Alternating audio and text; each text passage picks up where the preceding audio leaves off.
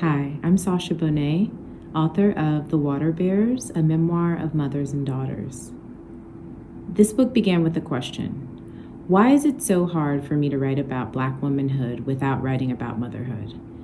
And I was drawn into the archive. I was drawn back to my family stories in the South. And I started with my grandmother, Betty Jean, who was not a woman of possession. She moved from Louisiana during the Great Migration to Houston. She had 11 children. She didn't care what she owned, but when she referred to her children, she said, "They're mine." For my mother, she wanted to possess everything. She was raised during integration. She was a part of the civil rights movement. She was raised during the civil rights movement. She was also a part of affirmative action. And for her, what she could possess would help her to build the family that she desired.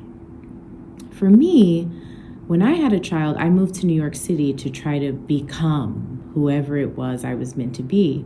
And even though each of us are different, we each defined ourselves through motherhood. In my family, you're not a woman until you're a mother.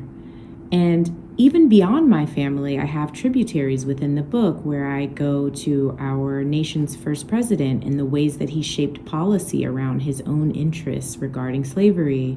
I talk about Betty Davis, the funk musician, Iberia Hampton, Fred Hampton's mother. So even outside of my family, there are these ways that I'm exploring how motherhood defines womanhood within the Black family context. And so from there, I use water as a metaphor to really speak to inheritance and memory and returning and reshaping.